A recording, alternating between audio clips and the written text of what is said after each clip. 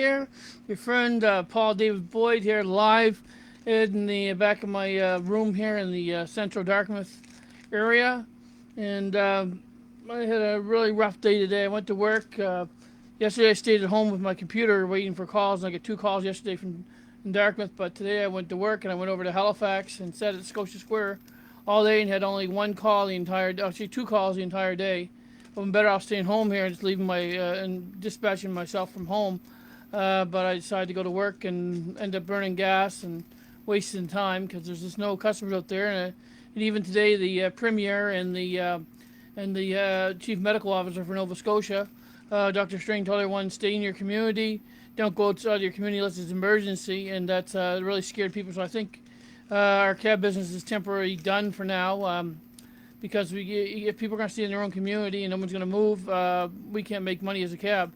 So basically, I'm going to probably be staying home myself here and just doing other things. But today, I did get some production done. I managed to go to Walmart, my local Walmart, before I went home. And I stopped in Walmart, and this is what I bought. I bought okay, where's it go? Okay. I bought some more orange juice they had on sale. They had Del Monte orange juice on sale. It was regular $6 on sale for $4, and actually $3.97. Let's say $4. Then what I did is I bought. I had to pay 10-cent deposit on that. I saved about $3 in orange juice there, and then I bought a package of cheesies and a package of jalapeno cheese crunches.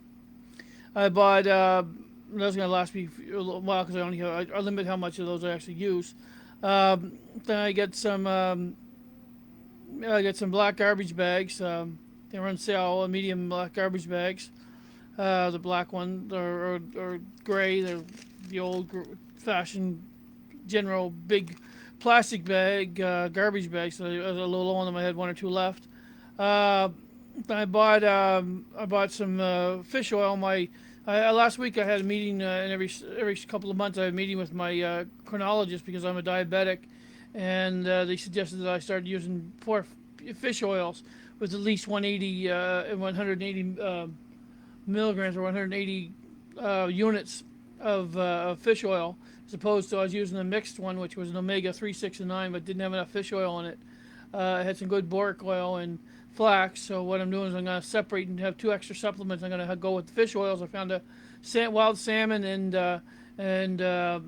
wild salmon and sardine oil, as well as it has other fish oils in it, and that's a really good fish oil. And actually, it was on Walmart brand. It was their what's called the Walmart Exact. Some people say it's not as good, but I talked to the pharmacist there, and they said it has pretty much the same ingredients that you're going to pay twice as much for brand name as opposed to the Walmart brand fish oil. So I bought some fish oil. I had to take 3 of those a day from now on, and then get some more tests done with my endocrinologist to make sure that it's helping. So far, I've been bringing down my regular unhealthy fat levels have been going down, cholesterol, and I got good cholesterol starting to come up, but I still need to work more on it, have more fish oils.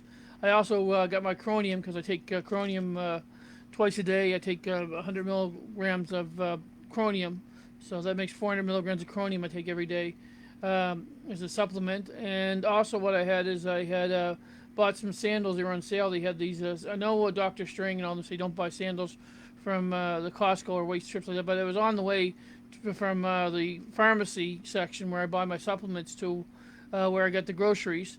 And on the way there were some sandals on sale on the rack there, so I bought them for $10. Get nice pair of black sandals. Because the sandals I got now, I got about 4 pair of sandals, but most of them, 2 pairs of them are like what do you call Crocs, and they're wore right down to they're not wearable anymore. They're not comfortable. And the other pair of sandals I had were flip flops, and they're no good. I can't drive with them. So I had to find a good sandal that's got strong support on it and adjustable straps.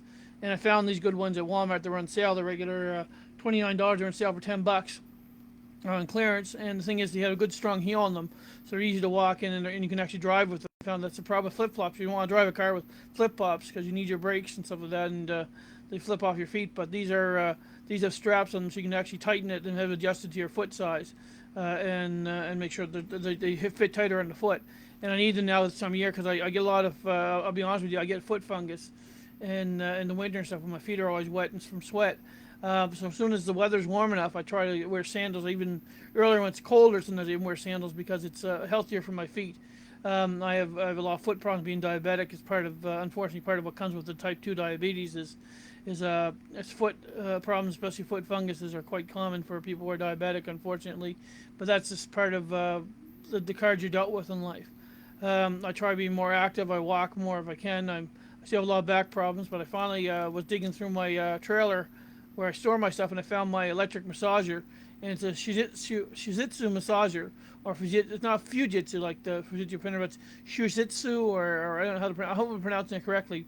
It's a Japanese massage, and it actually goes around your back. It looks like little fingers, and oh my god, oh, I put the heat on, and I just upper back, lower back, and it's just amazing. And I'm glad I got that. I'm gonna use it probably later tonight. And the weather's getting nice here in Nova Scotia. I mean, now it's so warm that you can go. Last night I actually walked outside with my shirt off and moved my car from the side of the road to the parking lot, and it was so nice. And even now I had to put a little bit of fans on. I don't have AC right now, and I'm not gonna go to AC here. I found tons of AC machines. I can get people donating their AC, but I don't want to run the power bill up, so I'm not using AC. But I have a triple fan and a double fan and a huge fan when it gets really hot over there in the bedroom. So basically, that's what I just want to tell you. What I got my shopping today.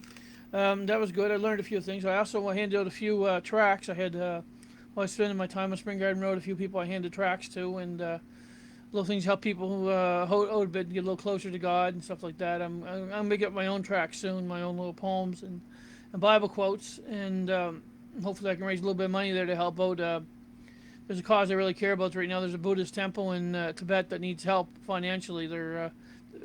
And there's also local charities and stuff that need help. So I'm gonna probably put together a little my own tracts and sell them for 25 cents or a buck or whatever you want to donate, and put it to a good cause to give it the money to help out many churches and organizations that need help.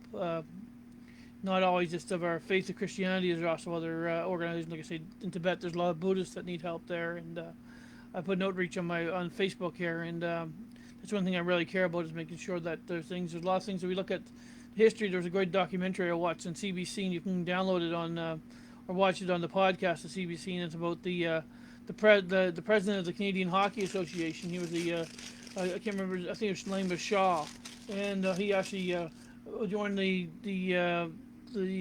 cup game they had, Canada versus Russia, he actually bought a bunch of Jewish papers and scrolls for the Jewish people to read, and some of their stuff for ceremonies. And I thought it was a great thing to do to help out people in the former Soviet Russia at that time. And I think we can still look out there and donate what we can. Right now, it gets very easy to say, well, I got problems here at home, and that's a good thing, but you also are a person of the world. So especially once this COVID's over and people get back to a new, or not back to, but they move forward into a new life and a new way of life. Hopefully they will have extra cash that they can donate to help out various organizations, because it's important, especially us in the West. We don't realize how lucky and rich we are as a nation in Canada.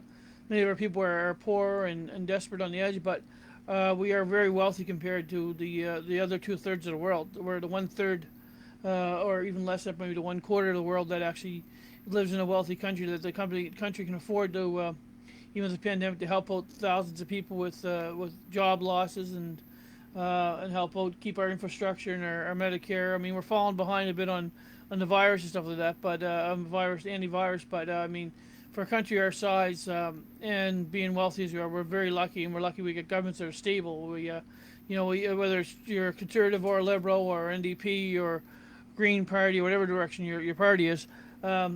Just think about it that we are very privileged and lucky to live in the country of Canada, that we have governments that are stable. We don't have civil war could break out at any time.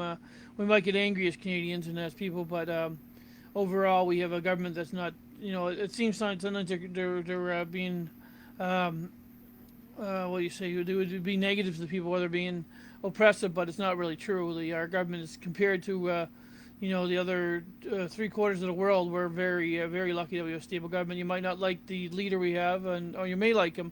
Either way, at least we have, we don't have civil war, or we have problems like even Israel. They have, Israel and Lebanon and that area of the Middle East, and they have coalition government after coalition government, things that don't seem to work out. and now it looks like there's trouble over there in the Middle East, and I'm not taking sides, but Israel or Palestine. But I do think that we should try to have peace in that area and try to work for peace again. We weren't shooting they weren't shooting missiles at each other for a while, so let's try to have peace over there. I don't know who's at fault, and like I said, I'm not taking sides, but I wish that Israel would back down a bit. But I understand they also have to defend their country, so I think we have to find a balance there and have both sides stop fighting and let's get along, because we only have so much. This planet right now, they shouldn't be worrying about fighting each other. They should be fighting the virus instead of spending their money on missiles at one another. But that's how the world is over there, and we could understand that living here in Canada and the way we've lived our lives and how things are in the West, we're very privileged. We don't have to deal with that every day, rockets going off and stuff like that. I'm going to read this comment. Someone sent me a comment there. Oh, Michael Hutch, milligrams of chromium. Yeah, and my sugars are high along with my metformin. Yeah. Yeah, I hate metformin too. It gives me a lot of gas, and it has a lot of stomach problems there with it. I've been taking, yeah, I never tried going that high, up to 6,000 micrograms of chromium. Wow, I now I take about 200 in the morning, 200 at night, so 400 milligrams. I might up that to 600 and see if that makes any difference. My MCGs or micrograms, whatever. I might upgrade my chromium. That's why I'm actually taking chromium pediculate, and I'm gonna up that to 600 and see if that helps bring my sugars down. Thanks a lot for that, there, Michael Heltz, for their input there. Well, folks, that's about it. All I have to say is that remember to be kind to one another. And this is a long weekend coming up, and I know we'd like to have long weekends and we like to be with friends and do activities, but maybe this year is just like last year. We had to forego it, and this year we'll have to forego it. Stay close to home, like the premier and the head, the medical our chief medical officer suggests that people this Victoria Day weekend stay close to home unless it's actually an emergency. So with those kind of words, it's time that we actually heeded that warning people and stay home. I can't really condone doing that but I can see at their point. There's probably counterpoints to every direction, and I'm not saying we're going against the health orders, but it's not. Let's truly do more meetings on visually on Facebook and try to and on Zoom and stuff like that. Let's try this weekend to try to make it a safe weekend, and hopefully next year on the May long weekend we can celebrate with our comrades and friends and people throughout Atlantic Canada. We can we can travel and be with friends and stuff like that. So let's just try for now to live with their oppressive orders and things like this. It seems oppression, but it's for our own good, I guess. So we have to obey the orders if you can. All right, thanks a lot, folks, for tuning in. I appreciate everyone's input, and live long, stay sober if you can. If you need to have a drink, then it's just don't go overboard. Have a social drink if you need to, or but I recommend staying clear of things like that hurt us, and try to work more. I mean, if you're a person that smokes a joint, have a joint, whatever, your marijuana, but just don't go in excess, and be kind to one another. So thanks a lot for tuning in, folks, and I'm on my way out of here. And thank you very much for your kind words, thoughts, and input. Have a great day, and live long and prosper.